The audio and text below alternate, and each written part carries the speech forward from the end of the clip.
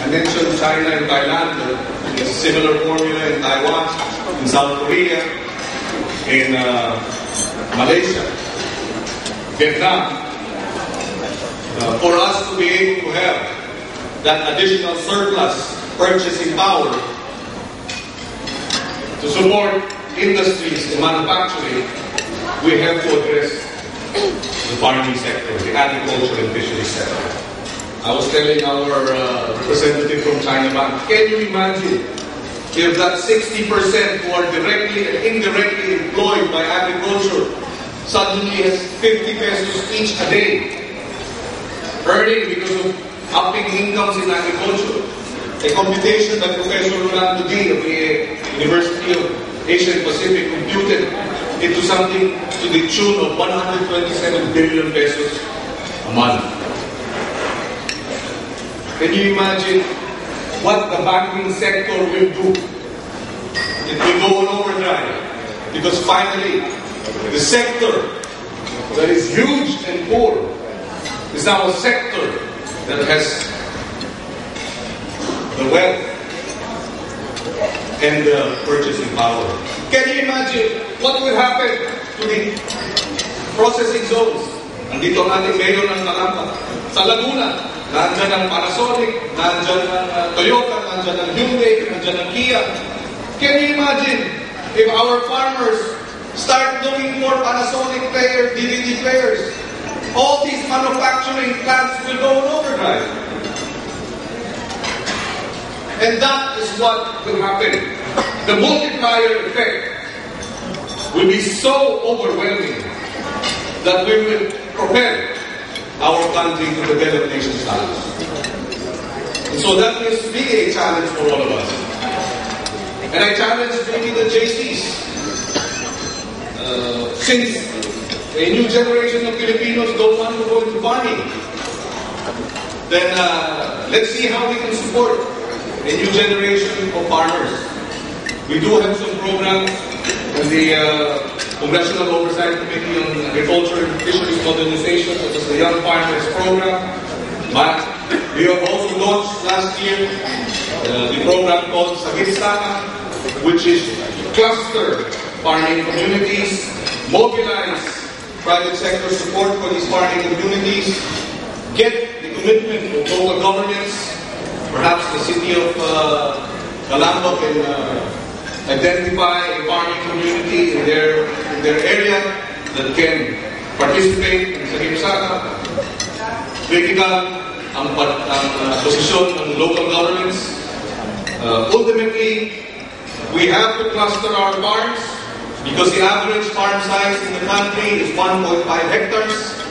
We have something like 10 million hectares agriculture land, around almost 5 million farmers. So if it's 1.5 hectares, there is no economies of scale. Ibig sabihin, you have to build maybe a cluster of farming communities, make them 20 hectares of 9 farming families, which is what Thailand is doing.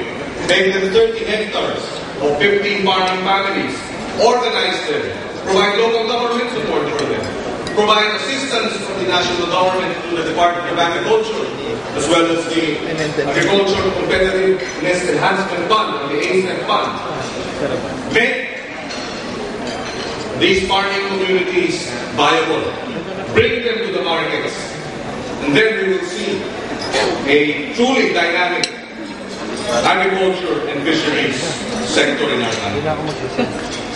So, partly, why do we do this?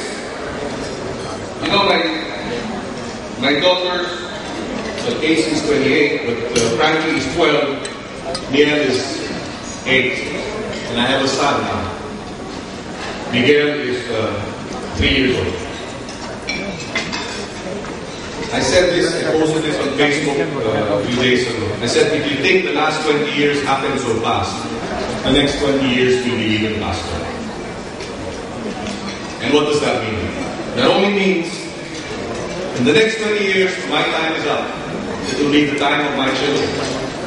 And I'd like that when that time comes, I will turn over a nation that we can all be proud of. We will turn over to our children a nation that has finally reached developed nation status. And the time to do it is now, because the next 20 years will happen so fast. I know the JCI to be a civic organization that is committed to reshaping communities throughout the country. I know Jaycees because my father was a Jaycee. He was the president of Capital Jaycees in 1940. And I participated in many of the activities of the Jaycees. And I'm telling you now, if you want developed nation status in the next 20 years, now is the time to do it. Now is the time to reshape our communities. Now is the time to make a stand so that when 20 years happen so fast, we will look at our children and we will tell them, you can at least be proud of this generation because this generation corrected the wrongs of the past, made right the wrongs of the past, and finally, you can tell them in 20 years' time that you will inherit a country that is now at par, if not overtaking others in the region. Many of you perhaps here have children too, maybe grandchildren. Maybe one day they will ask you, Daddy, Mommy, the time when the country was still moving so slowly, what were you doing? And I hope they ask you. And I hope your answer will be, well, we did this. We heard this senator, I forgot his name now. He was challenging us to get involved. And after that moment, and we realized that we had no time, we had no luxury of time, we did what we had to do. And you can tell your children, hopefully, when that time comes when they ask you. And that's why the country is something, it's a phenomenon now, 15 years ago. That's what you tell your children. And that's why the nation is finally, I won't say a tiger economy, because there are no tigers in the Philippines. I would say that the nation is an eagle economy. Soaring high. Soaring high, higher and higher and higher. Because it started with all of us doing our share for nation building and for progress. Congratulations to the JCI. Congratulations to the organizers of TOFARM. This is truly a very meaningful activity. And I'm very happy to be here this evening.